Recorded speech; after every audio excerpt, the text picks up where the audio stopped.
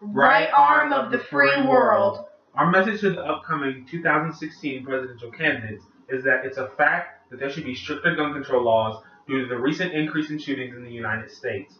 The loose gun control laws that we have presently leads to higher negligence in our society. My name is Pat Lodra. I'm the first selectman of the town of Newtown in Connecticut, the scene of the most recent horrific event that took place at our Sandy Hook Elementary School, in which we lost 20 6- and 7-year-olds and 6 of the staff members of that school. I'm here to show support for those initiatives that were laid out today by Vice President Biden and our President Obama. Both of those members said that our world has changed because of what happened at Sandy Hook School, that our consciousness has been raised, that we have a culture of violence that we have an obligation to address. As was mentioned in the video, President Obama and Vice President Joe Biden have made gun control a priority for this term in office. The main points of the legislation that they want passed include requiring criminal background checks on all gun sales, including private sales, banning military assault weapons, limiting ammunition magazines to 10 rounds, and strengthening penalties for gun trafficking. These regulations will hopefully decrease the amount of gun-related massacres. It says that 55% of Americans say they want laws covering the sale of firearms to be stricter than they are now, a distinct rise of 8 percentage points from 2014. Fewer Americans than last year want the laws to be less strict, and the proportion who want laws to stay the same has also declined slightly. So, to understand the reasoning behind having stricter gun control laws, we need to analyze its origin first, the Second Amendment. The question being proposed is, does the right to bear arms mean the right to have guns? The definition of arms is any weapon or ammunition. Nowhere in the definition does it specify that it is just a gun. As mentioned in the video, placing restrictions on things like the types of guns allowed or qualifications needed to own a gun do not inflict upon a citizen's Second Amendment rights.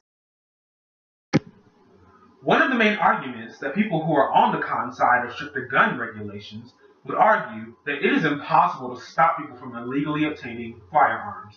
Also, those who oppose the stricter regulations believe that people who illegally own semi-automatic guns, which are a part of the restricted types, are a part of their so-called small percentage of violent shootings.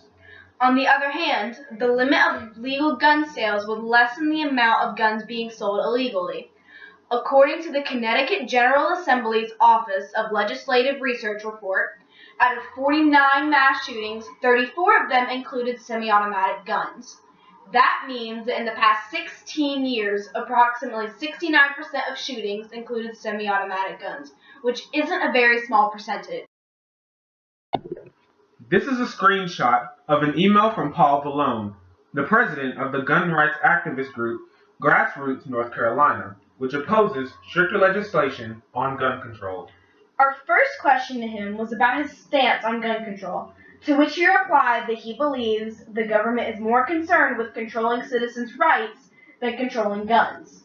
The second question we asked was, what legislation do you believe should be passed to support your stance? He responded with the fact that Grassroots North Carolina has been trying to pass their shall issue law, which means that qualified applicants cannot be denied a permit to carry a concealed weapon, and cites the source as John R. Lott, who is the speaker in our next video clip, in which he addresses the opposing ban issued in 1994, which prohibits qualified applicants from purchasing assault weapons. Senator Feinstein, Senator Schumer, other people, when it was going to sunset in 2004, were predicting huge increases, double-digit increases in murder rates and robbery rates if it was allowed to sunset.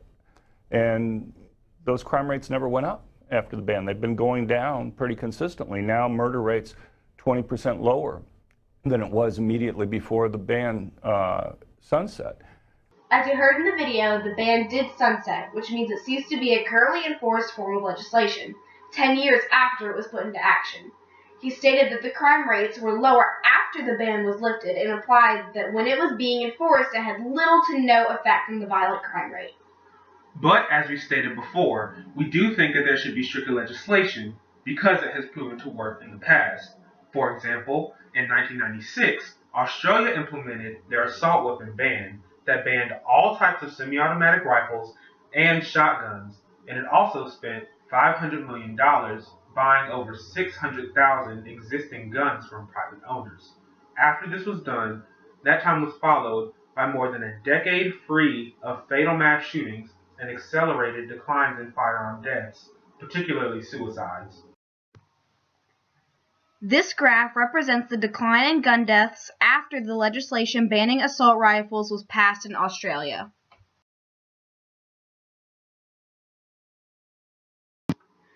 In conclusion, we need to have stricter regulations on guns to decrease the number of violent acts that have been increasing over time. These restrictions do not impede on a citizen's rights to bear arms. These restrictions just make it safer to distribute firearms to the public and help protect our society from mass shootings.